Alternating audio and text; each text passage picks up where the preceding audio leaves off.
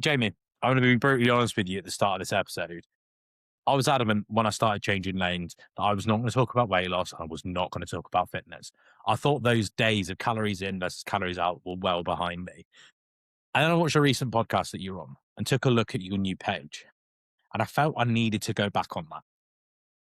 In the spirit of sharing the good, the bad, and the ugly of changing lanes, when it comes to weight loss, especially for men, without the risk of sounding like a woeful me men podcast, what are we not talking about? Men's bodies not working the way they'd want them to, shame around how people look, men in particular, the effect that has on your mental health, trying a million times to lose weight and not doing it and being seen as a failure. And all of these things that then compound into someone feeling like they just can't do this. Like, that's it, it's gone.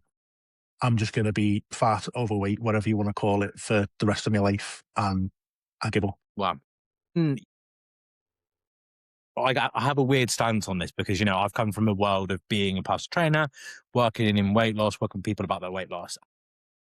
Like when you have that kind of, I'm not going to say regrets because that's like, I feel that's really shit, like way of thinking about it. But there's so much in it that I would, if I was to go and do it again, which I don't think I would do differently. And it's kind of trying to understand that deeper motivation.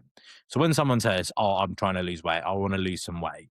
You know, there might be someone's wedding or I'm going on holiday. But to me, that's never really why they want to lose weight. There is this dark current undertone that's there and people don't talk about it.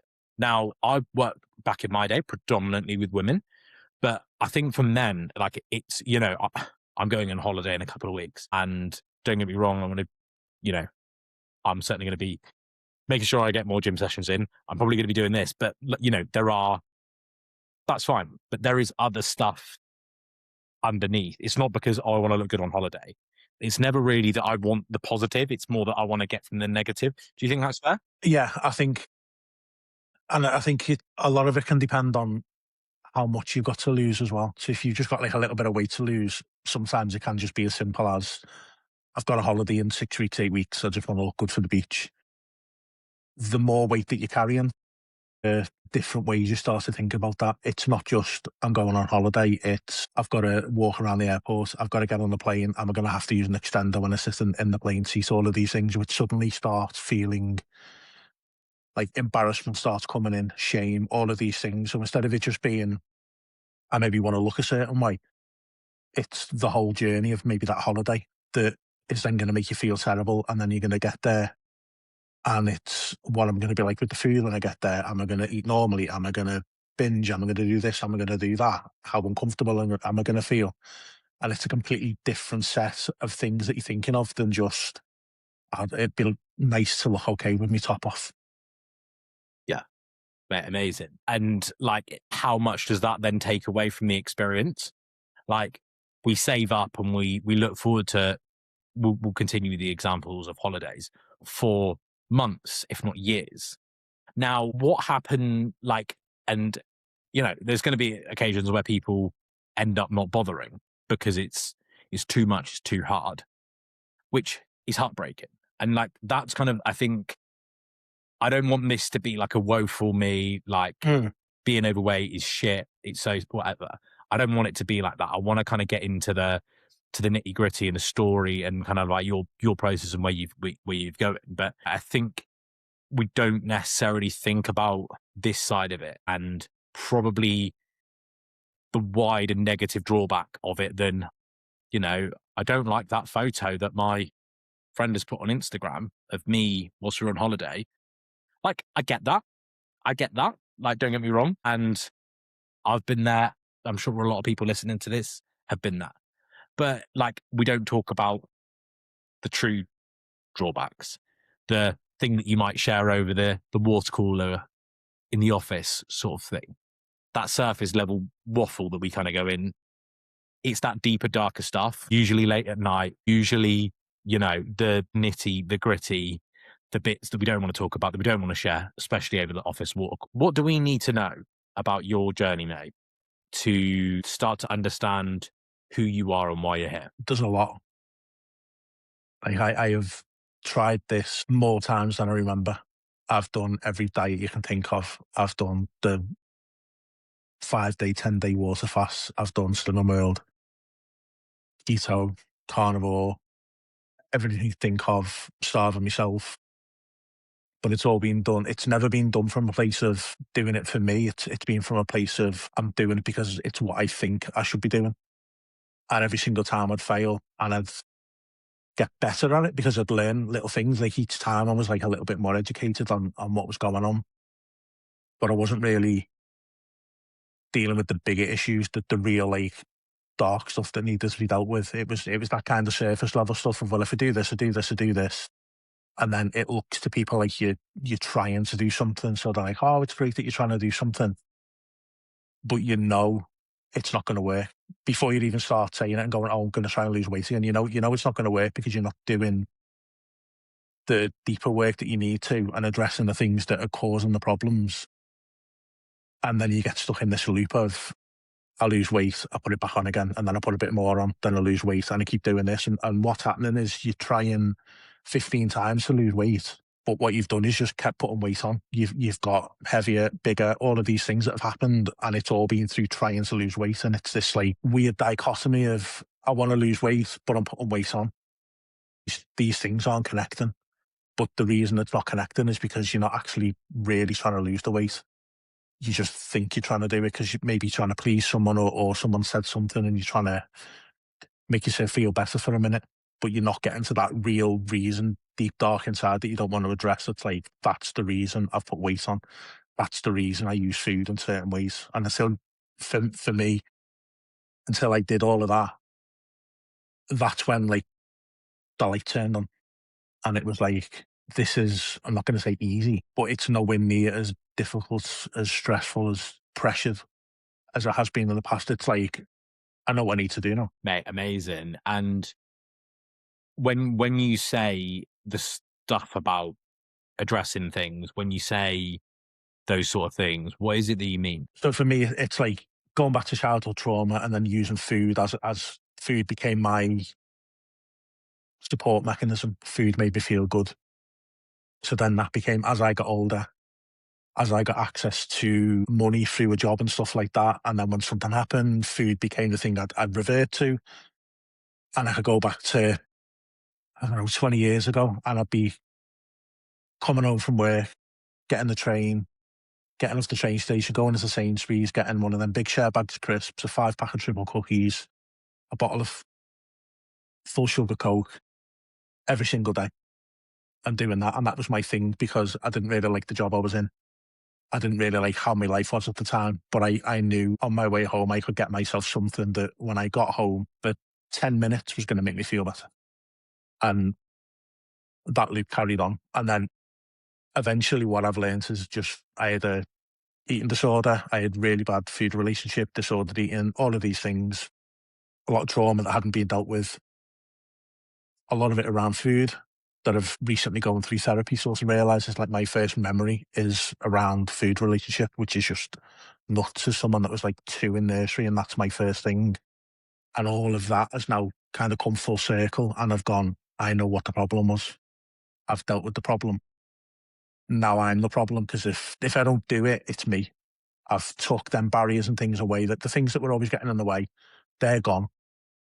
So if I don't do this now, it's fully on me. If I get so far and then give up or whatever it is, I have to look myself in the eye and go, that's you. Can't blame anyone else.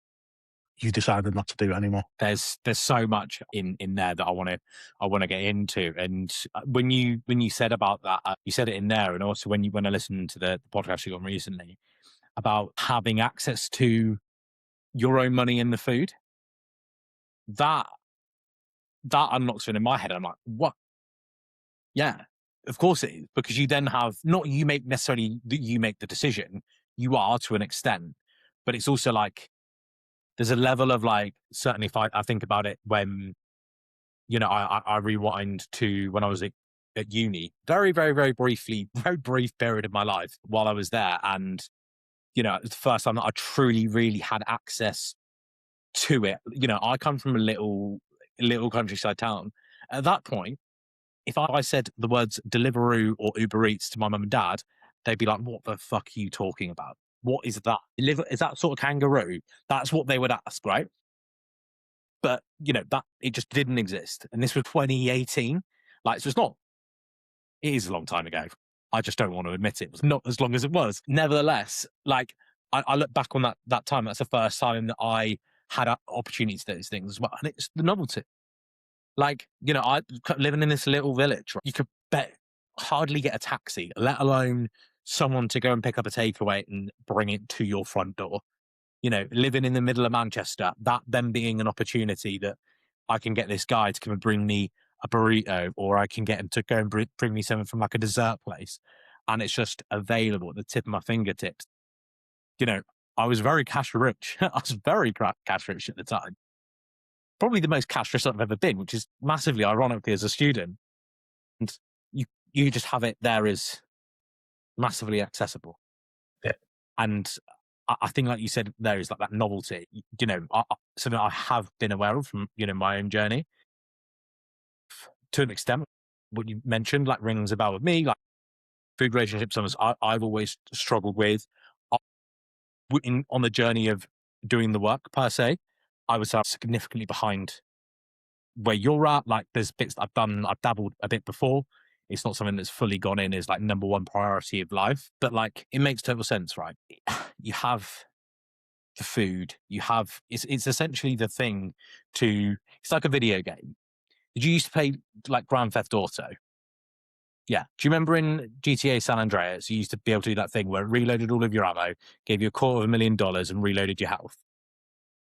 And it was like up, down, left, right, and then all like this like X square, triangle, circle on like the PlayStation controller. So that's a weird memory that came up for me the other day. It was like, it's essentially like that. It's just that reload and that reset, and it's reliable. It's there and it's easily accessible. If I go into Tesco's or Sainsbury's or wherever and buy a big bar of chocolate, nobody bats an eyelid. Nobody cares. You go and buy a big bottle of vodka, everyone's like, "Oh, fucking hell." Especially on like a weeknight. If it's not like a Saturday night and you're with the boys or something like that, it's a very different kettle of fish. If I'm going down a dodgy back street, meeting a guy, he's got his hood up. All of those things allow, that outcome that you want. That break, the break from reality, that instant feel good. Not necessarily instant, but you know what I mean. Those sort of things, there's not that level of shame. And it's so accessible. Like I said, I could get a burrito, fish and chip, whatever. I could get that within the next 20 minutes if I wanted to. You can get multiple of them. I've done it where I've had like the delivery drivers turned up with 2 or 3 different restaurants worth of food because I've just wanted a table full of food to smash. And it's just, I mean, if I go back 20 years ago, I've always lived in a big city, so it's always been fairly accessible. There's always been somewhere you could go to get stuff. Obviously, the last 10 years, it's become much easier to just have someone knock at your door and go, "Here's your food." Yeah, and it's those sort of things where, grand scheme of things, like, that's actually pretty convenient. And, hypothetically speaking, you have your friends around and you order an Indian or whatever. And, that's perfectly normal, perfectly civilized. But, it's when that starts to become steeped in shame and, you're doing it for an escape. It's a very, very different kettle of fish. Like, that convenience that almost becomes like that friction's removed. If I have to go and get it, can I really be bothered? I have to get off my ass and go and do it. Like, that's fundamentally part of it, of like, that's friction, that's resistance. That might make you be like, nah, that's not worth it.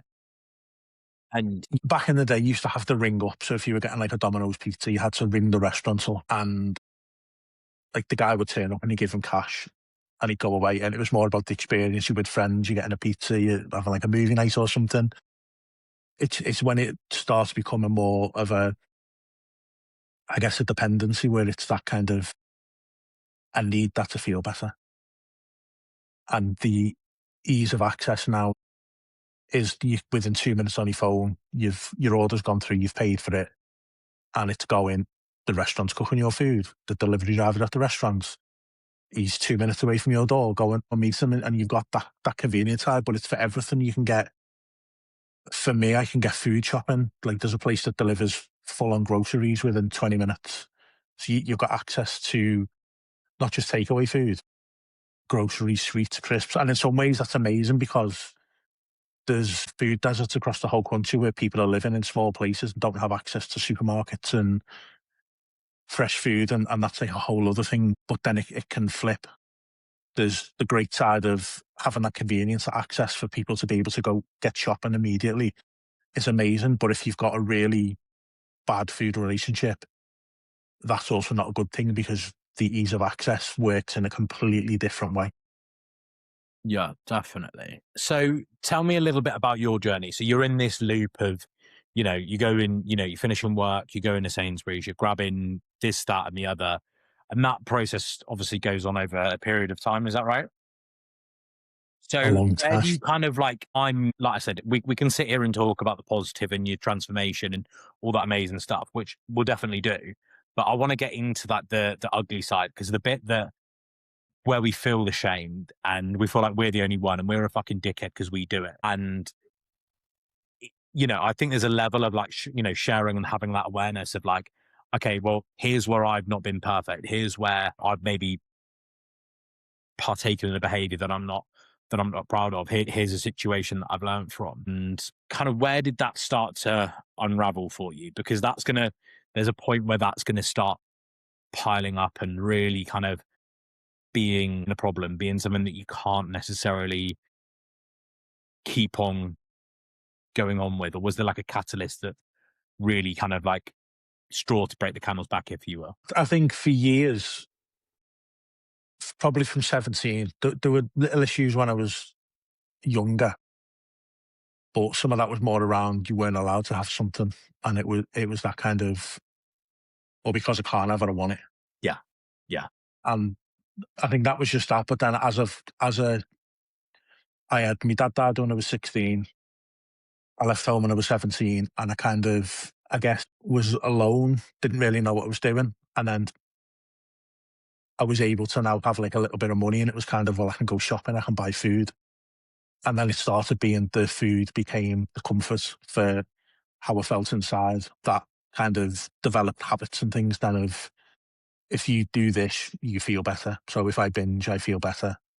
Only for 10 minutes and I feel horrendous. But that buzz, that dopamine hit, whatever you want to call it, was such a powerful thing that it'd be like, well, I know I can feel better if I do this with food. And I didn't really understand that until the last couple of years. But that then became a dependency, and that then became things of, I could go to a restaurant with friends for a meal and I wouldn't really enjoy it because I'd be thinking about, I want to go to Mackey's on the way home because I really want to nail like two cheeseburgers or something. Everything you're doing is all about food. You're struggling to enjoy the experience, or if you're at a restaurant, you're like, I don't really want to eat this, and I'm with people I want to spend time with, but I'm focused on other food that I want to have, or when I've done this and I really need to binge, so I'm going to go to the shop on the way home and buy all sorts of stuff and go home and eat it all. And then that just compounded and compounded and compounded over time. Then I spent 10 years working away in a job that I didn't really like. And I think it all just, for me, I think it come to a head in 2021 because I just didn't want to be here anymore and got very close to not being here anymore. Stopped myself and then was kind of like, need to do something now. And that's the slow process of, weirdly started with seeing James Smith videos on Facebook and like the back end of 2020. Then I think I joined one of his challenges in like early 2021. Got made redundant from my job at the time, and that was like amazing because I got to have 6 months off and just kind of stop and deal with a lot of stuff that I needed to deal with. And then I started learning more about like fitness, working out, what food is, like what calories are, all of these kind of things. Then like going to events where we met and stuff like that. So then I started meeting these people and I was able to like, people you'd see online, you'd be able to like, they're like a real person. I can have a conversation with them, and then you start making friends within those communities, and you find community itself, and then you start kind of over time understanding. a little bit more about me and starting to delve deeper into things and going, okay, why I'm seeing people talking about like people they've worked with, or there's people there asking questions and things. And it's like, I connect with what they're saying. So it's not just me. It's like, I'm not just this person that's struggling alone. You start seeing that there's more and more people. And I think that's where in some ways social media has been really good, is to be able to see that, to be able to see different people who are struggling, who have made the changes, the people that are out there trying to support people, and your awareness and your education starts to get better. And then for me, it became a case of I started to understand what my problems were, where they were coming from. And then it was, how do I resolve this? Who do I need to go to sort of help me? Um, and then that's ultimately where I am now, is where I've kind of gone through that process. I'm probably 90% better, if not more. I have very few issues with food now. I don't think they're ever going to go away. There's still going to be little things that come up, but I'm able to handle it in a much more positive manner. And now be able to like attack this thing that I'm doing, is to go, I can do this now. Like I fully believe inside I can do this. So what you said there was very interesting around how you now have that belief, and I think that's massively underrated in just like a belief. And I don't think people don't talk about it enough. And that's probably another story for another day. But you're saying you've got this belief that you can do it. Yeah. Earlier, you were saying how I don't know if I can, I'm doing it just to kind of appease people to go through the process. And I'm not like, I'm almost deep down, no, I'm never gonna, you know, I, I'm gonna lose a bit of weight, gain a bit, probably gain a little bit more because, oh, fuck's sake, I fucked it. Like, and you go through that loop and you need to feel better from it. And you continue to go through that process and eat more and and sort of compounds over time. What do you feel is kind of like is made the difference between those two places now? Because like you said, you're very downbeat, very much like slogging through. Yeah, I'll lose weight, kind of just do it for doing its sake. One hand, now you're like, I've got this belief. Where's that change come from? I think one, I've dealt with the things I needed to. I've done that work. I've gone deep within me and done that. But I also know that every time I've tried to do this, I've always seen people that have done it, and I've always thought, why can't I be like them? And I've always not like, I've known you can do it. Like deep down, I've known. I might not have had the belief, and I might not have been in the place to do it, but I've seen enough people do it to know it's possible. So there was always a glimmer of hope inside of, it can be done. And then I'm now at a place where that glimmer is like a big shining ball that is like, yeah, you're gonna do it. Yeah, mate, that's amazing. I think there's like having that glimmer and that hope, even on the darkest of days, is so special. And sometimes it almost feels, I don't know about you, but sometimes you might be going through something in your own head. You're going through it and through it and through it and through it, and you're in the fucking trenches mentally. Whether it's a factor of the circumstance or whether you've made that a little bit worse for yourself. Again, you can decide which shoe fits. But I think when, like you said, when it's in there, it's like that glimmer of hope. It's almost sometimes annoyingly positive. Of like, do know it is there, but fundamentally, like, and something that I always come back to in these sort of conversations of, without hope, you cannot cope.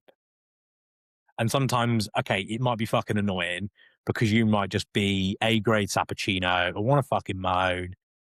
I almost kind of need to get a bit of this disruptive behavior out of my system, which rightly or wrongly, when you're in a highly emotional state, you don't want to sit there and be totally rational. Let's be honest for a moment. And that hope is kind of what you come back to, because that emotion's going to subside at some point. It's transient, yeah. That's going to go, and you're going to come back to that moment, and that might be the thing that you can then hold on to be like, okay, right, let's move on. It is like one of the biggest things I've learned is, especially around food, but more, I'm using it more in life now, is to pause. And it is to kind of, why do I feel that way? Why do I want to do that thing? So instead of almost being impulsive with it, is to stop for a minute and go, why do I want to eat that? I'm hungry. I'm feeling shit today. I want something to make me feel better. And it's the thing I've learned like the last year is when you sit in that, you kind of check yourself a little bit and go, hang on a minute, what are we doing here? So you stop yourself before you have that chance to kind of get going. And I think that process is something more I'm putting more and more into day to day life. Is as I'm making decisions, it's kind of like, is this the right thing to be doing, rather than just doing it? And I'm finding that to be such a beneficial thing. Like moving forward in life is to it gives you that chance to analyze things in the moment and not be having to look back and go, well, I shouldn't have done this. I shouldn't have done this. You can almost do it in time and go, that's not the right thing for me to do right now, and stop. And then I've tend to find when you sit with it for 4 or 5 minutes, it just goes, and then you're just like, it's fine, it's gone. And I think that's, don't get me wrong, easier said than done, right? And that's Oh, something, 100%. and that's a muscle that's going to take a bit of time to train. Like anything, like so, bit of a stretch on an example, but it's kind of how I link the two together. Of these sort of habits or movements or whatever. Start of the year I started CrossFit.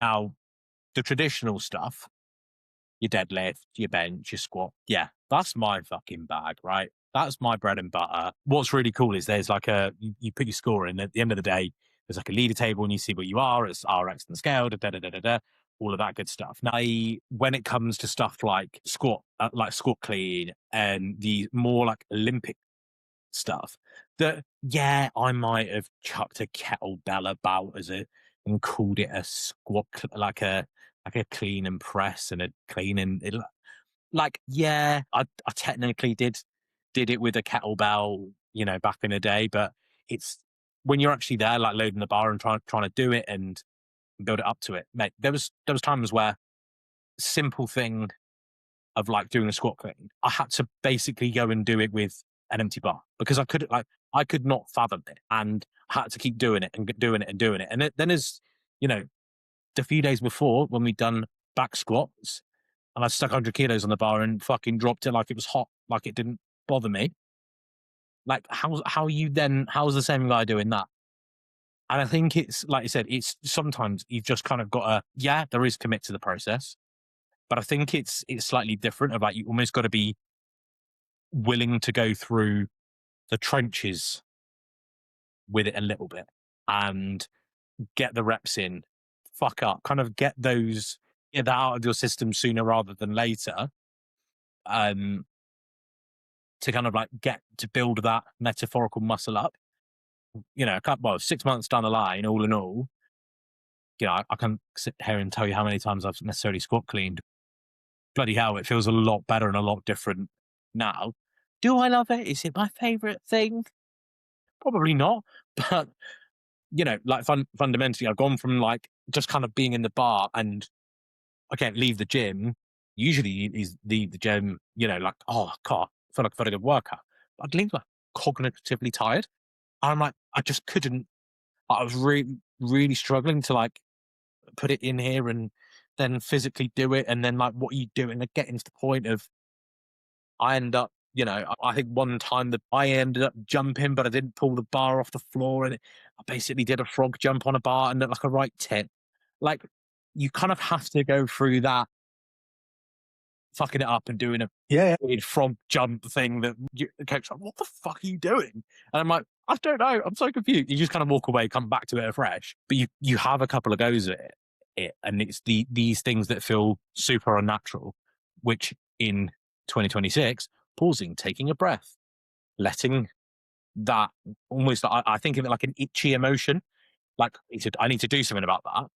Or if you don't, you know, like if I'm carrying the shopping, for example, I'm carrying something and I've got a scratch on my arm, I can't scratch the itch, and I'm walking back to the car, say after doing the food shop, ironic after previous conversation, and I can't scratch the itch.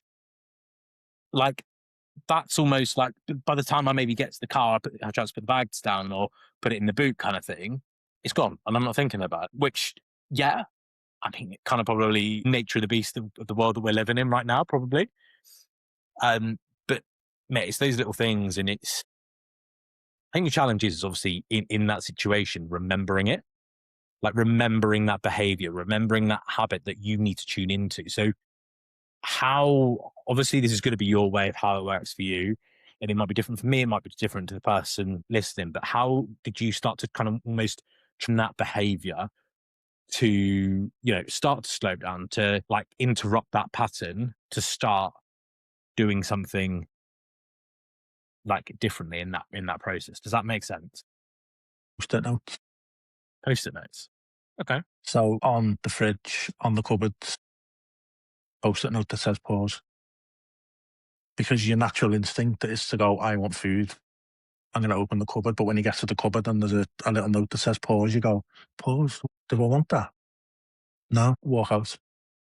And Interesting. then over time, I've been able to develop that into it. 90% of the time, it's a natural thing of like, do I want that? No. And I'll still get cravings for things. And I'll be sitting there going, I could smash a Five Guys. Could smash a Five Guys. But then I go, but I don't really want it. It's just the thought of doing it. But in the past, that'd have been like, that would have overcome me so much. I'd have had to have gone and got something because I needed to scratch that itch. I needed to do something about it. Whereas now it's just, it can feel a little bit overwhelming for a minute, but just sit with it. It will go away after 5 minutes. And it's like, yeah, that's fine. It's gone. And then it's gone. And it's the daily habits of retraining your brain of, we don't make that decision anymore. We do this instead. And your brain eventually catches up and goes, oh, all right, we'll do it your way now then.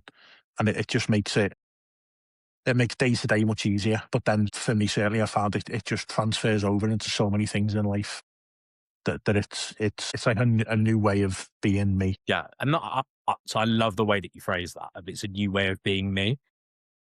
Like, I think we get so caught up in I'm in a certain, you know, like, I can't compromise on me because it doesn't make me me. We spend so much time like questioning like what is me, but I think it's like fundamentally like you look at any great movie, there is a character arc, there is a character development. Like the one that always comes to my head of like, do you watch Marvel movies? Mm-hmm. Yeah, Loki. Loki. First I Avengers, knew you were going to say Loki. Loki, fucking dickhead. I hated him. I hated him in all the first two Thor films, and I hated him in the Avengers. Right, Thor Ragnarok, and he just starts to show a little glimmer, and I'm like, oh, I quite like him, and he's quite funny. And then then I watch the Loki series, and I'm like, I Yeah, fucking he's incredible. love him. And okay, yeah, that's a bit of a nerdy reference, but like fundamentally, like he found a new way of being him, and like his characteristics, he ended up actually then being a version of him in a situation that opened up essentially to be the creator of the universe within itself. Anyway, not to ruin it for anyone, but that's basically how Loki ends. But mate, that sort of, that character arc and that character development, like it doesn't, like he fundamentally isn't a different person at the end, but there is like these, like you can see that he's been on a journey and he's gone through that pain and he's gone through that hardship and has realized certain things about himself and changed his ways, and he can't keep acting a certain way because like that loop keeps repeating itself. And I think again, we could go down that route, but fundamentally, like, and it's something that has certainly come to the front of my mind of like you live in these same old loops and routines until you don't. And I think breaking out of them is probably the hardest bit. And you sometimes need to kind of break the loop to really kind of be like, oh yeah, that was really quite shit and harmful for me.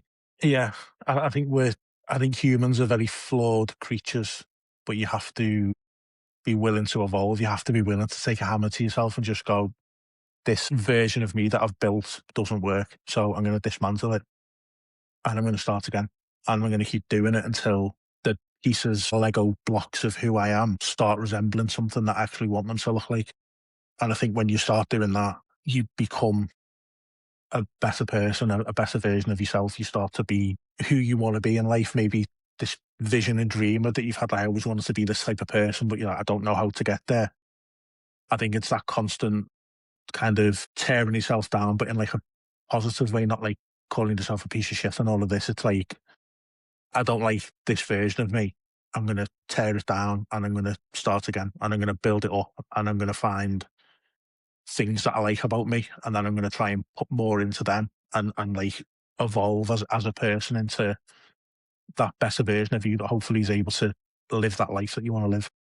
Yeah, mate, amazing. And tell me, like, how that's looking for you. I remind myself of there's a Chris Williamson podcast with the Wrangler guy, and he goes, "I like myself. I like myself. I'm not saying I'm perfect.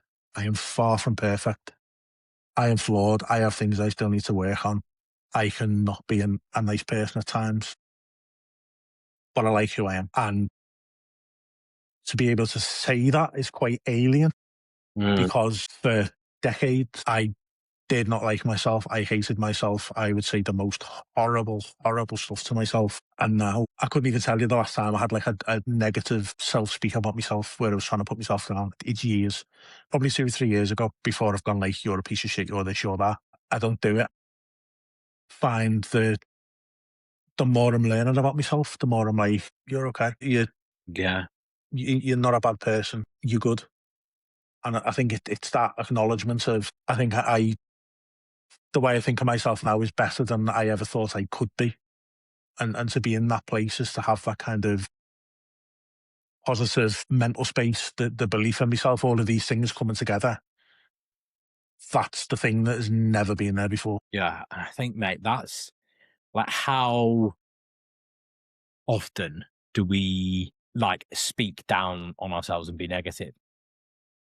I went through a period, whether it was a coping mechanism, whether it was just a bit like I didn't really know what I was doing, but I used to call myself the C word all of the time. Like, people around me be like, "Oh, come on, that's a bit harsh. Like, come on, like, we and you sort of try and rationalize it." But I was just convinced for such a long time, and then all of a sudden, like, I kind of had a bit of a realization that, like, oh fuck, it's actually like I'm believing that bullshit now, and like we can go, "Oh, the brain is the most powerful thing." You say that something enough times, you'll start believing it and believing that it's true, and then all of Yeah. a sudden, your behavior starts to fucking work within it. You start to subconsciously make decisions that proves that's right. So is it any wonder that me calling myself a C word, that I was horrible to people, that I failed things, that I was all these things, that there's this deep down version of me, this little guy down there who's just like, I don't really think that's true. And I don't really want that. And I don't really want to behave like that. But you start believing this kind of thing, and it's just some words. I think environment is massive. And if you're in an environment where it starts to get you being a certain way, that's one thing. But on the other side of that, like, there's a level of that you can combat with your own words and thoughts about yourself. Mm. Like you said, it's so easy to go down that negatively. But like, I love the words of what you were saying there of, I like myself. Yeah, I'm all right. And it's so simple. It warmed my soul up. And I was like, yeah, I fucking love that. And to say that, but to genuinely believe it, what a fucking time to be alive. And I love that. You have to, I guess it's like on a neurological level, you have to like reprogram your brain. You have to change everything about how you think. And like the old saying of sticks and stones will break my bones, but names will never hurt me. I don't care what anyone says about me. Someone could call me the most negative thing and I'll just be like, I don't care.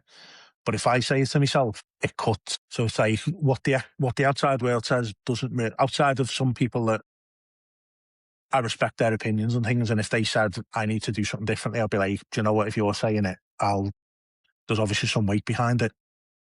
If it's some random on the internet going, "You're a big fat mess" or something, I'm just like, and don't care. But when I've said that to myself in the past, some of the just depraved, horrible stuff I've said, it hurts because you're saying it to yourself. Like it cuts so deep inside who you are because you're the one saying it. So then and sometimes there is some truth behind it because you're using a really horrible way of saying something that's maybe you need to do something about this instead of being like, "I'm making decisions I shouldn't be doing. I should do something about it." It's just, "No, you're a piece of shit." And it gets deep in, and then like you say, the more you tell yourself those kind of things, the more you believe it. because you believe what you believe. Like, I think belief, self-belief, whatever you want to call it, like, is so powerful. But it It's goes both ways. It goes both ways. I can oh pick yeah, myself up and I can be fucking sound on one way, but I can also destroy myself from the inside out. Like, that's a fucking dangerous weapon to have. And we need to be very, very careful of how we go about it. you see it in, I saw a reel a while ago, and it was athletes doing like positive self talk. So like someone before a race saying, "We're going to win, and we're going to get to the hurdle, and we're going to do this," and they're literally talking through. It's not, I'm going to lose the race. It's, I'm going to win this race, and this is exactly how I'm going to do it. I'm going to start. I'm going to get to that first hurdle. I'm going to do this. I'm going to do this. Or a footballer saying, "I'm going to score that goal." A rugby player, "I'm going to get this try." Like all of these things is there's a sometimes like a delusional self belief inside of just being total delulu and going, "I'm making this happen." And I think if you tell yourself that enough, you will make it happen over time. You will put yourself in such a place and probably take opportunities that present themselves that you would have never normally took. But you're like, "No, I'm doing this. I'm going to go to that thing. I'm going to take the opportunity. I'm going to go to that event, that race, whatever it is." And by putting yourself in these places, you sort of reinforce, "I can do this." And the second that, like, just a light bulb goes off in your brain, it's flipped. Like you can't fail. I can't believe you said the word delulu, mate. Delulu? What the fuck? I never thought when I was, well, all of the problems getting live this evening, but I was genuinely not thinking he's going to pop out the word delulu. I'm shook. That's what you said was fucking incredible. But I was also like, why the fuck has he said the word delulu? I said, I didn't realize. I was like, yeah, so you realize he's not a 21-year-old girl, Slay. mate. Incredible. So back to what we were talking about. Yeah, I think we need to be careful with how we, certainly how we talk about ourselves, and like, thinking what I like, and the way I'm trying to view this whole thing is like, I'm in the trenches as well, and those sort of things, like, it's really brought to the front of like being incredibly mindful about it. And I'm already thinking about like, okay, well, how can I, that situation earlier where I said or thought a certain thing, especially about myself, that needs to woe the fuck up a bit. I need to be more like, if that happens again tomorrow, I'm not making that decision, kind of thing. So, mate, kind of going back to you and your journey, and something that is spoken about a lot in weight loss journeys, certainly more recently, like, selfishly, I'm so glad I'm not in the fitness industry now when these things are available. GLP-1, Manjaro, Ozempic, whatever you want to call it. I don't really know what they're fucking called. Those things. Fat jabs, skinny jabs, whatever you want to call them. You've mentioned on your journey choosing not to use them. Why have you decided to go down that direction? The simple answer is, I want to prove to myself that I can do that. The old fashioned way, whatever you want to call it. But I just don't think I need them. I think they're really good for things like food noise and cravings, and they can really help suppress that for people that are really, really struggling. It can make a huge amount of difference to them, but I've done that. So that kind of, the benefit I'd have got from them there, I don't need. The reduction in hunger signals, I don't need, because I've got quite a regulated way of eating and things now. I've made 3 meals a day, couple of snacks, all of these things. I've like relearned how to do all of these things. I think they can be absolutely amazing for some people. They can truly, truly change people's lives, but I don't need them. Interesting. I love the reasoning behind that. And I think I completely agree with what you're saying about, someone who is like really needs to, like, we need to put the brakes on now before things start to go really wrong. And for that sort of situation, fine. To, like, if the potential drawbacks of not doing it outweigh doing it, let's use that. But I think the challenge, and obviously see a lot of people partaking in that sort of behavior. Now, we're all fucking grown ups. We can all decide what we're going to do. But the issue that I have, and the issue that is basically the reason what you said, that is you've learned how to deal with these problems. And the biggest issue, and one of the reasons I became so disillusioned with the fitness industry was like the stuff that really makes you like that makes the change. Like we've got calories in, calories out, right? Energy balance at the top, right? You know, in that process of losing weight, you are going to need to move more as a rule of thumb. I think it's a really good idea that you do a level of resistance training, preferably something that you enjoy. Now, that might be CrossFit, that might be bodybuilding, that might be strongman, that might be high rocks, that might just be going to the gym, it might be spin. I don't really care what it is. Like, that's great. Something along those lines is going to do you the world of good. It's going to make you fitter, healthier, and stronger. Right. Brilliant. Why don't we do that as well? Because it's not going to hurt. And there's also going to be a reduction in the calories that you eat. And I also think it's also worth looking at like, okay, well, let's look at the quality of nutrition. Hypothetically, I could lose weight. I could drop 10 kilos over the next how many weeks, eat some McDonald's objectively, but it's probably not a very good idea. No, It's not great nutritionally for you. no. I think like, yeah, that was my old jam back in the day. All of those things. I think it's a particularly amazing idea. Now, if you really don't like broccoli, don't sit there and force yourself to eat loads of broccoli because that's going to cause other problems. The previous conversation.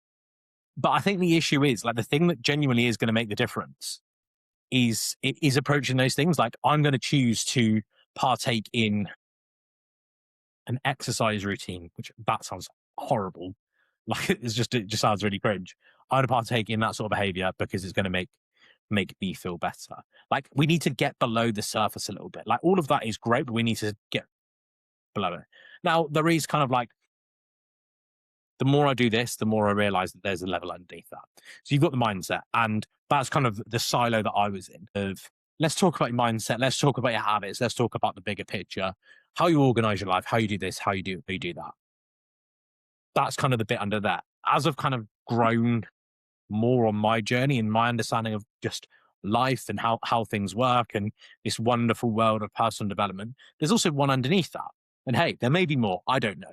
But it's almost like this like much deeper thinking and also feeling and really approaching these things differently.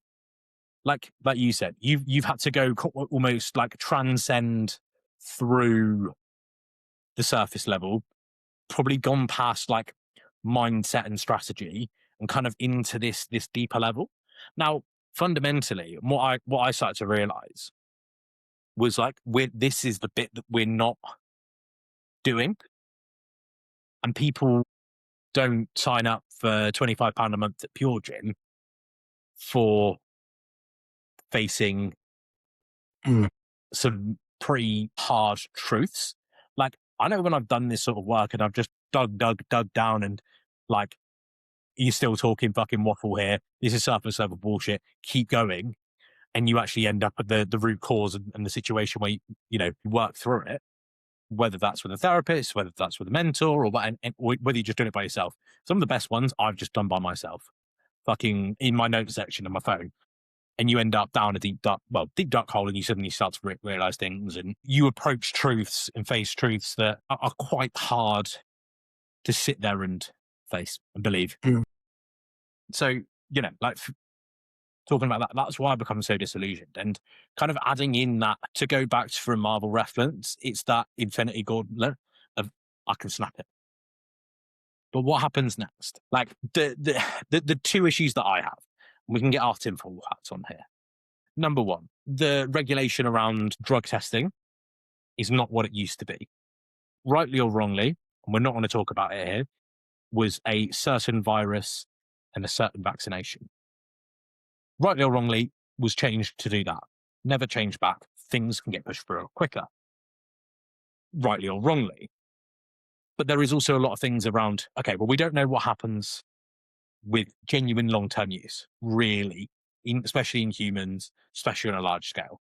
Secondly, okay, right, I lose 25 kilos on whatever jab. What happens next? It depends on what your support system is. So the idea of the jobs is to reduce the, I'm just going to call it pain because it's painful when you mentally, physically, when you get to a certain size. life hurts. It helps reduce that pain. It helps people make progress a little bit easier. But at the same time, the way they work is they reduce things like food noise, can reduce how quickly your body digests food, that kind of thing, depending on which one you're taking. And there's like newer ones that are coming out, like retatrutide, which are triple agonists that do even more.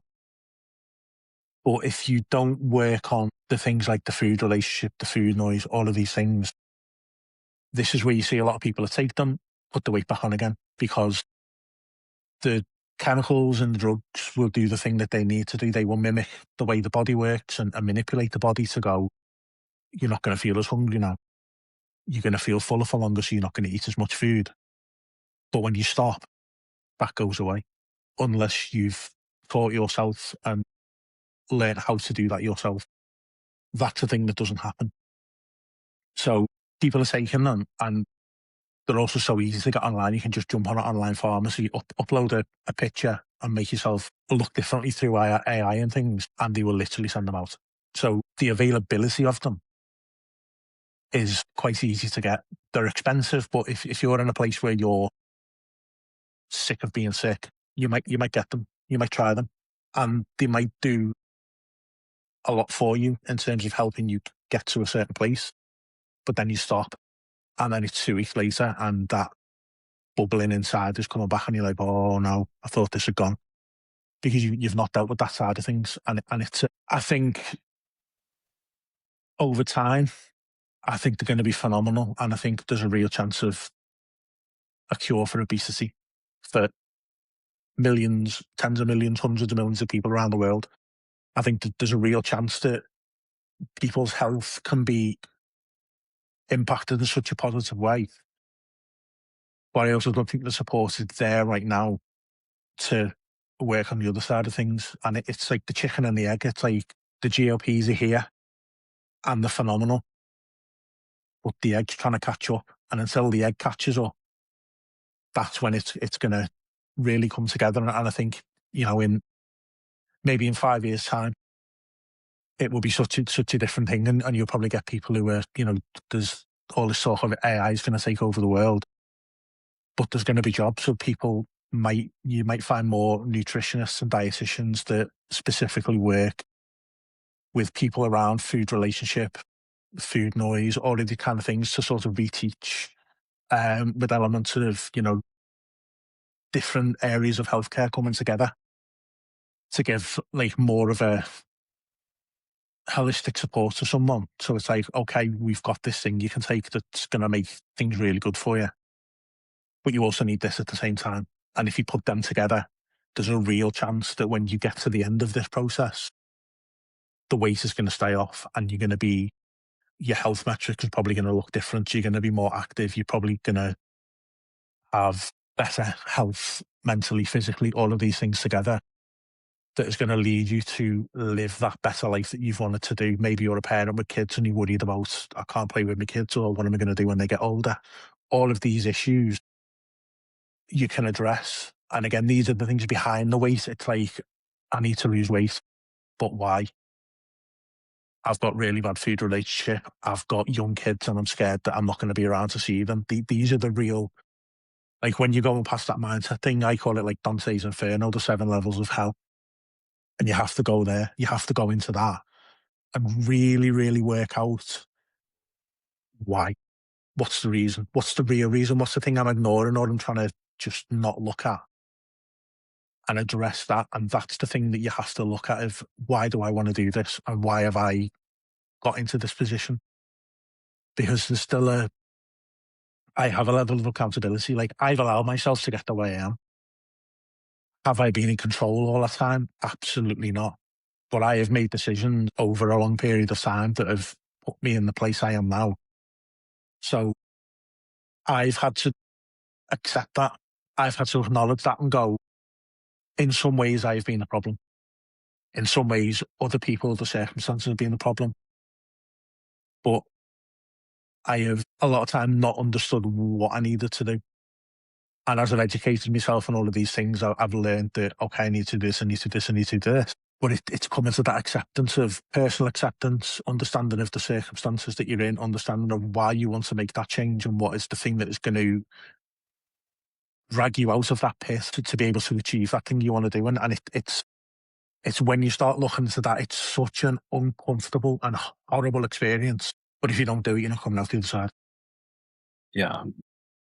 And like, I have to say, I wholeheartedly agree with you on the, like, I think an overall holistic, like, yeah, we need to look at like what you're eating and all, like all of these things, and we need to be moving. We need to, like, part of one of the things that I hate the most about working in a corporate 9 to 5 is the fact that getting steps in is so hard.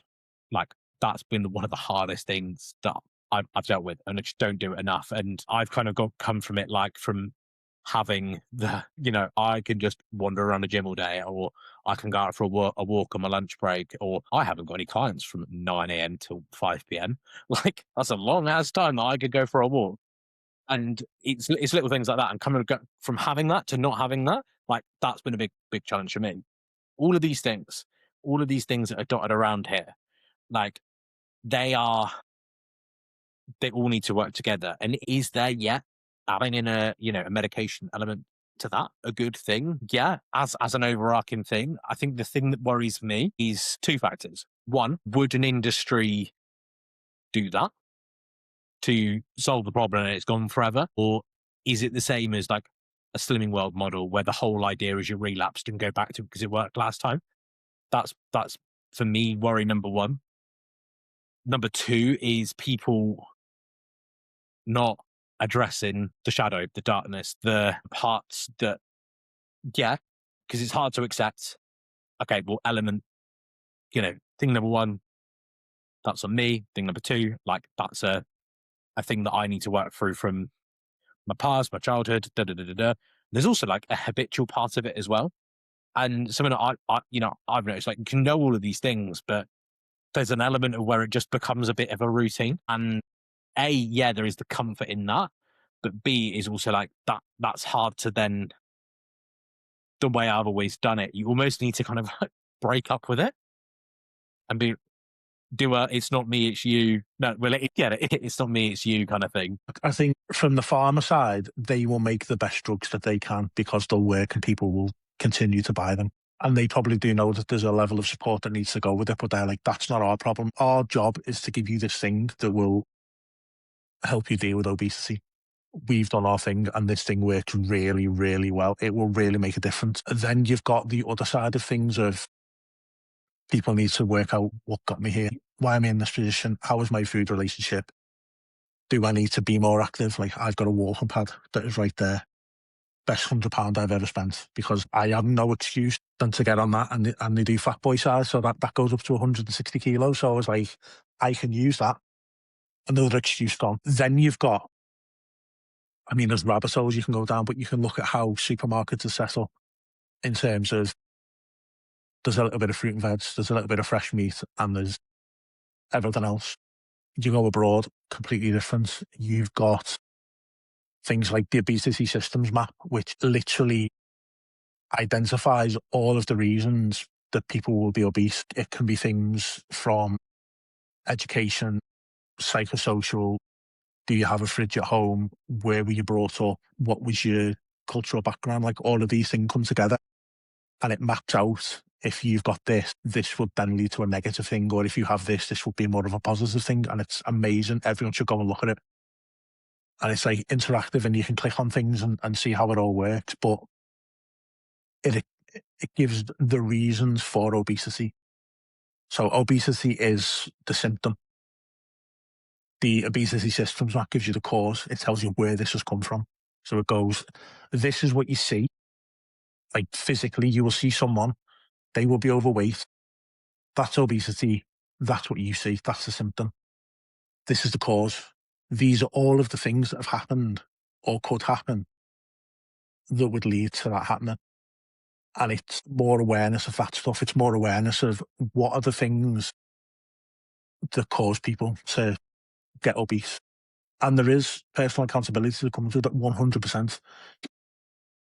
But there's other things, and it's not excuses. It's not going, well, a victim mindset of, well, all of this stuff happened, like that's the reason why. It contributes to it. But there's a wealth of information out there that just no one knows about. And for people who are overweight that don't understand why, it's these like documents and things that they can look at that they'll have that moment to go, oh wow, I understand now because of this, and this, and how they've all tied together. That makes sense. But they can also go, now I know what I need to do because I need to work on those things that have been causing me an issue for so long. I need to do something about it. I need to understand that my education system on food has been really poor, or where I grew up, or how I grew up, the structure of the family I grew up in has caused issues. I need to delve into that and do some work on that. It like opens the door. It gives you the key to the door that you can go, I think I know where that's come from now. It's written there and I can understand that. That makes sense. Didn't make sense before. Now I understand because I can put the things together. And I think it's this overall, some people will need GLPs, some people won't. Some people need food relationships, some people don't. Some people need therapy, some people don't. Some people will have trauma causing things, some people don't. It's not like a one size fits all. It's very individualistic of this is what you got here. This is how you get past it. And it's that knowledge and education that I think really is the thing that doesn't get talked about, because people just go, you're fat, you're a disgrace, you're this, you're that. And it's like, you're just seeing a person. You're not understanding what has led to that. And I think maybe there needs to be more of a conversation around that deeper dive, maybe not just in with PTs and fitness professionals, but maybe with friends and family, of being able to have more open conversations of, if you see someone and it's a friend and you're really worried about them, is ask them, have a conversation with them, do it in a well-mannered way, but sort of open up that conversation to understand of like, what's, I'm worried about you being putting weight on, what kind of help, what's going on. And I think it gives someone an opportunity to be a little bit vulnerable and say, this is what's going on. But if you're going to have them conversations again, you have to be prepared that that person might need a bit of support from you then. Because if they're going to open up and tell you something, it can't just be, oh my God, that's terrible. Go away. I don't want to know you anymore, because that's going to shut someone down so quick. So it's, I think, more conversations, more intrigue of, instead of being, I can't believe you like that, it's, well, what's led to this? What's been going on in your life? What type of things have you been through? And I think that will open up more supportive conversations and make people feel not alone. So we're the struggling inside of like, no one understands what I'm going through. Having someone that you're close to, that you have a care for, that then asks you in a caring way, what's going on? How can I help? That could open the door to someone, like just the pressure coming off a little bit, and then being able to go, I can tell someone, I can talk through this with someone that's going to be understanding, that knows me, and that could help. Definitely. And something that I always come back to on this show and in life in general is like, I call it like the Pandora's box of changing your fucking life. And sometimes sometimes we'll put off opening the box for as long as we possibly can. But the second you do, unfortunately, you cannot close it again. It does not work like that. And that's shit. And sometimes you open it and it's at the worst possible time and there's a lot going on and all of this kind of stuff. But I think what you said there is having that support. It's having those ability to have those conversations and have those moments where you can work through it with them. That doesn't mean you have to go off and qualify, because a friend confided in you, doesn't mean you have to go off and qualify as a nutritionist or No, no. a food relation expert. Not at all. But like, it's just having that opportunity to kind of sit there and hold the space, which sounds really technical. It's not. It's just helping have a conducive environment to for someone to feel safe. That's all it is. You just got to let help someone feel safe, and Yeah, it makes a difference. yeah, definitely. And like you said there, mate, about kind of like moving forward, like in that process of moving forward, what's happening for you, particularly in 200 and something days time? Obviously, your work. 6, I think now. What's next for you? And there's a certain little Instagram page that that we've spoken for an hour and 13 minutes and not actually spoken of. So, listeners, I've given myself 300 days to see my Willie because I haven't seen it for a long time because I'm fat. And it's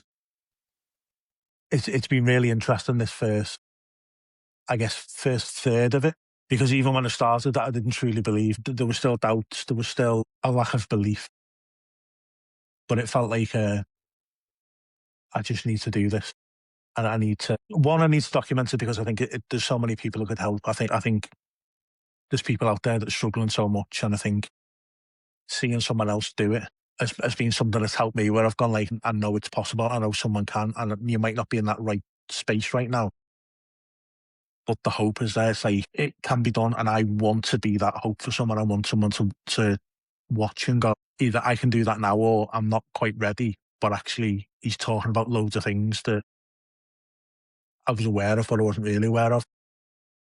I need to do something with that. Maybe that's going to help me. And it's turning up every day and trying to be like that 1% better, 0.5% better, whatever it is to feed into the next day and the next day and the next day, and just keep going. And I think the biggest thing for me, I think, is the reason why I've made it 300 days is I have tried so many of these 4-week, 6-week, 8-week things, and subconsciously have this expectation of in 8 weeks I'm going to be ripped, and I'm going to be this, and I'm going to be this, because you've seen all the spiel. Do you want my shred, and you'll lose 10k, and you'll do this, and you'll do this, and you see the transformation pictures online, and it's always someone that's had a little bit of weight to lose and they've lost that weight. It's very rare that you see someone that's like, I'm just going to say massive, because I'm not as massive as I was, but I'm still quite massive.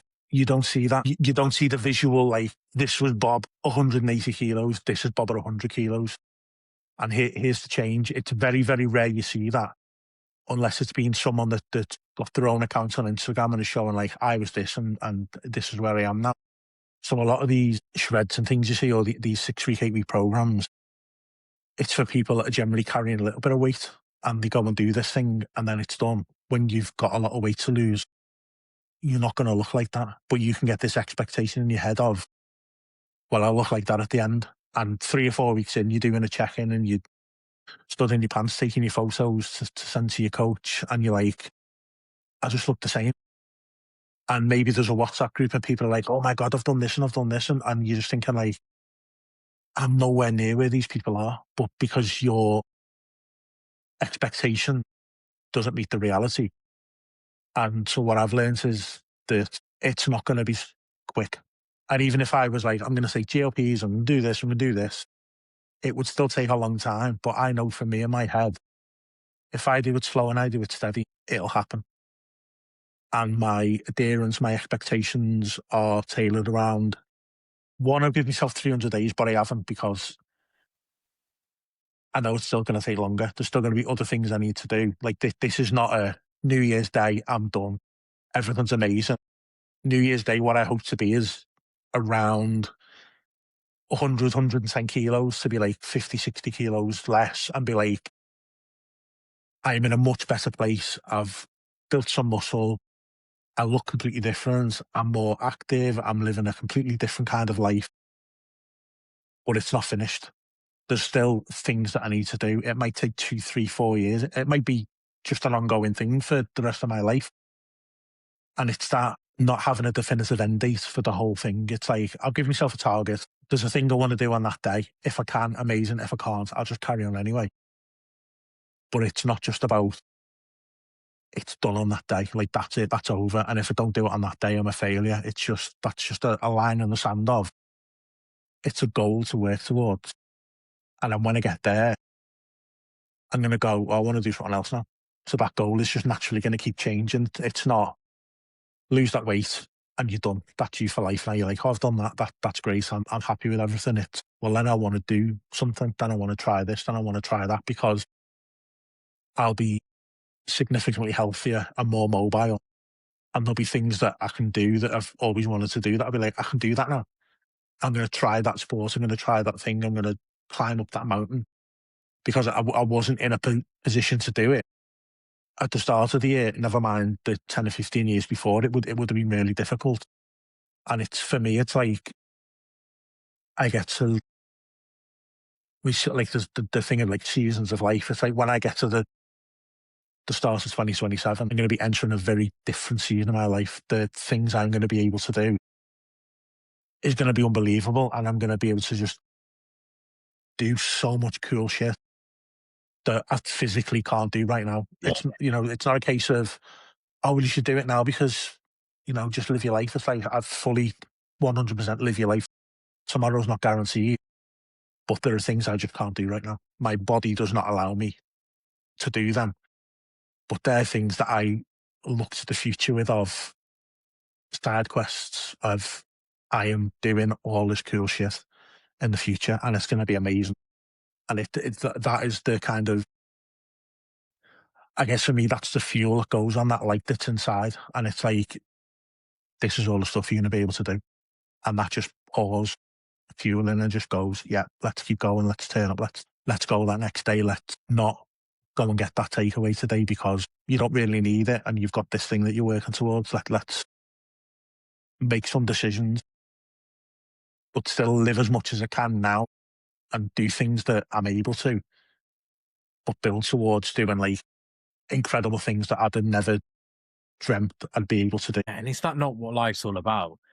Like, looking at it objectively and looking at it from like a point of view of a mate of like, what fucking opportunity you've got, and like the audience that you've got alongside of it. I looked just then, 39k, nearly 40k. Mate, Mad. like half And they're amazing. They're fucking- amazing people.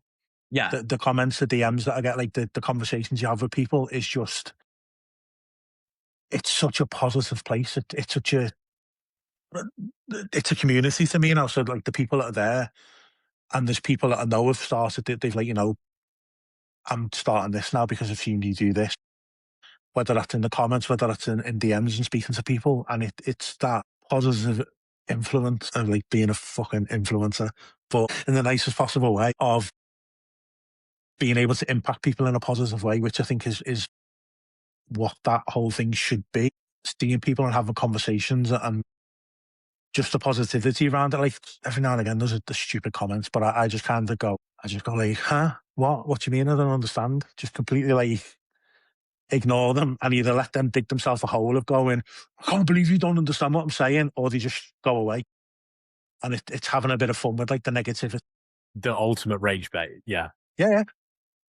It's just like, oh, cool comments. You think you're funny because you're not. And just like make them think like they've said this thing. And it's like, you're probably unhappy in some area of your life that's made you make that comment. And I truly hope that you're able to work through that and understand that what you said shouldn't have been said.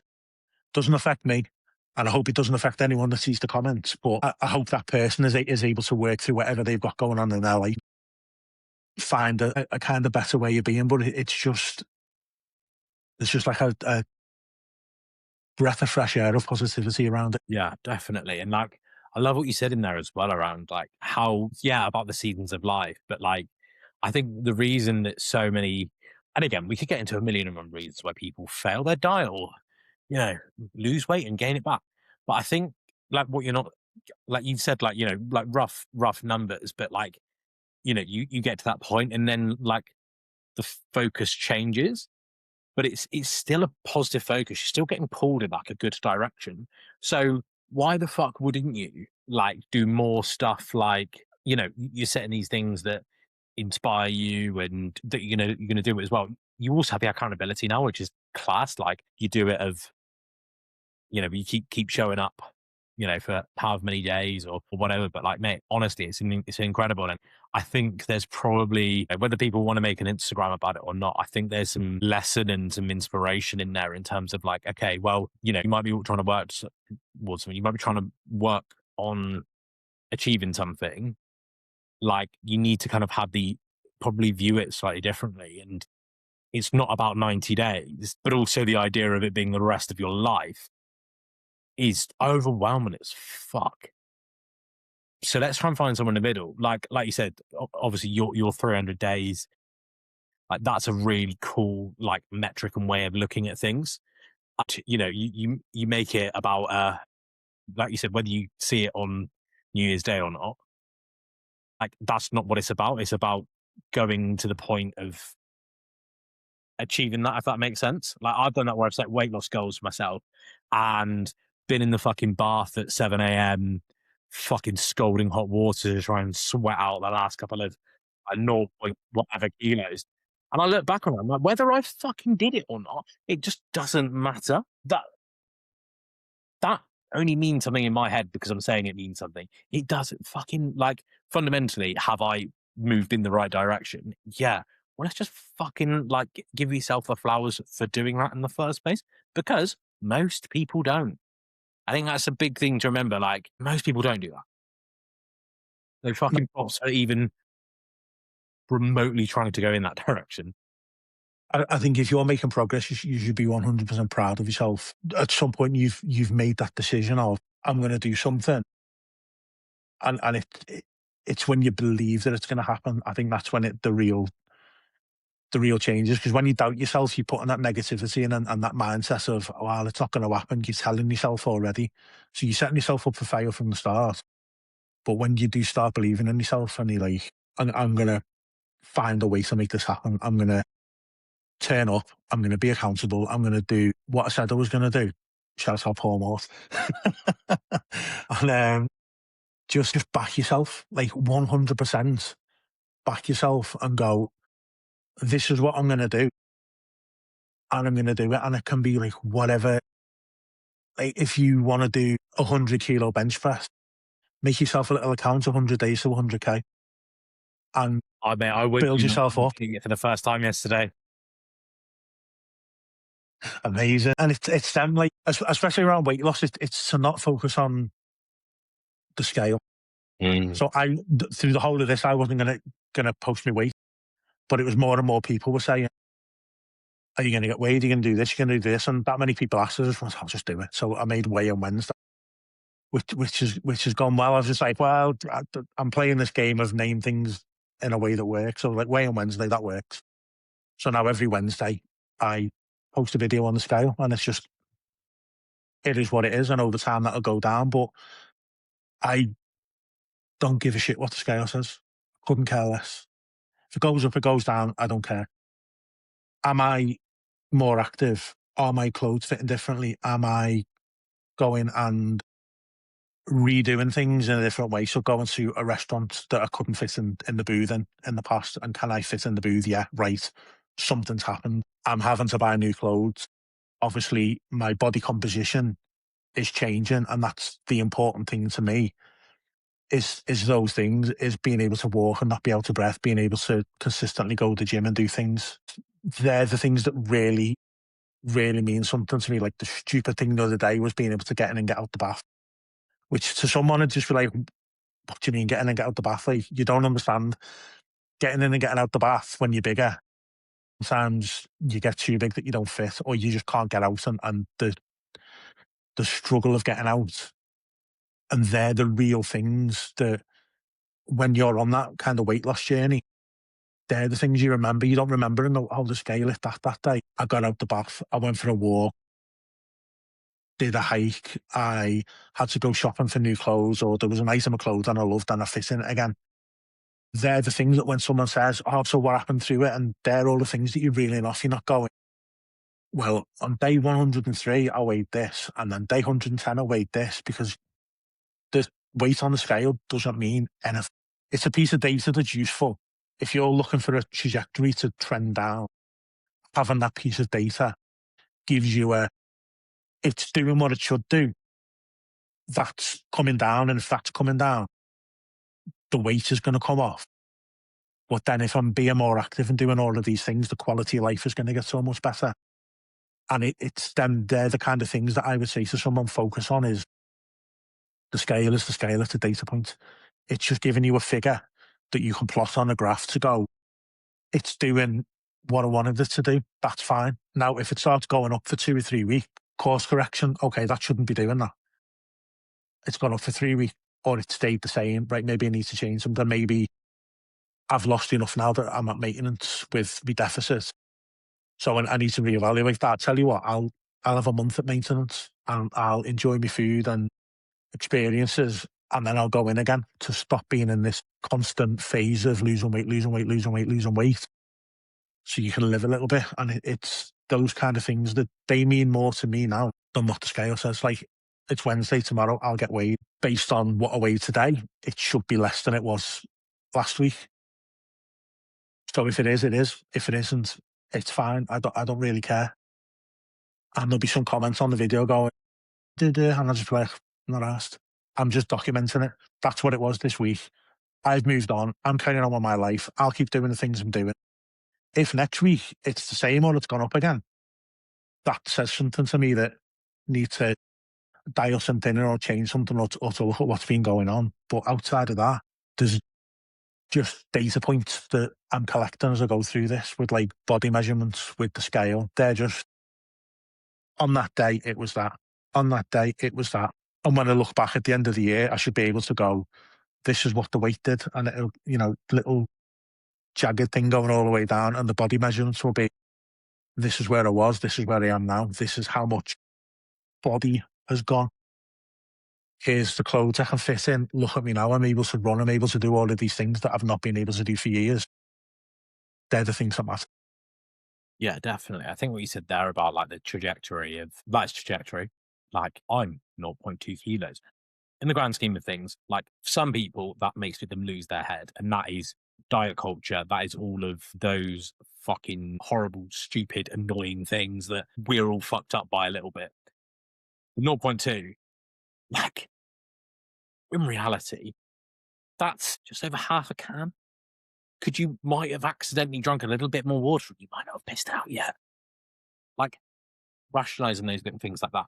And, if it was, instead of it being plus zero point 0.2 or minus zero point 0.2, like you said, like it's being very objective about it, be like data point, but is the overall trajectory negative or in the direction I want it to be per se? Perfect. Cool. Let's move on. What's next? What's the next experience? Hey, and I think that is one hell of a place to end. Before we started, I said I don't like those cringy podcast questions. But what's next, and where can people find you? I think next is carry on. I think longer term, I have I'll say the full word, a very delusional ambition. Not Delulu. Not delulu. Of kind of having a bigger impact on the world that I'd like to do. Okay. Which I said to someone, I was having a coffee with someone yesterday and I told that. And even saying it, I was like, that's just crazy. But it's something for me to work towards. It's like, well, if I set my goal that high, if I achieve 20% of that, it's going to be phenomenal. Yeah, mate, incredible. So I think I just want to change as many lives as I can in a positive way. I'm documenting me doing it in the hope that I can then help other people do it and have a much bigger impact on these kind of things. And the issues around obesity. Like, I'd love to be able to go to Parliament and speak to these politicians and go, I haven't got a clue what you're talking about. All of these things you're setting up are just nonsense. Like, let's actually go through what needs to be done. Education in schools around these things, how supermarkets are set up.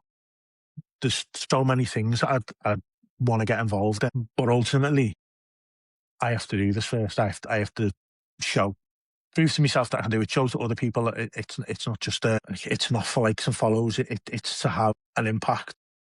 People just happen to be following along, which is great because I think gives me an audience to talk about things, which hopefully means those people then go and have conversations about those things, which means that ripple effect is the more people I take in having eyeballs on me, the more impact that allows me to have and potential conversations with people that I get to have that just leads to more positivity and less stigma and more understanding conversations about things. But I'm I'm coming for the world. No, I love it. I'll make sure that your pages are linked in the description. Description? What's it called? The show notes. Whatever the thing Show below notes, it with big words, whatever that show notes, the caption, whatever they call it. whatever it is, the link to your stuff will be there, mate. Thank you so much for your time, your honesty, and sharing, because like most people wouldn't, and I think that's testament to you and the direction that you're going in, and the impact that you're having. So, mate, take those fucking flowers. Thank you, because I've been watching your podcast for all the seasons it's been on. I always thought I'd love to go on there, Yeah, mate, and that's amazing, now I am. And all of these things I've always wanted to do are starting to happen. mate, and long may that continue. 100%. Appreciate it, mate. You too.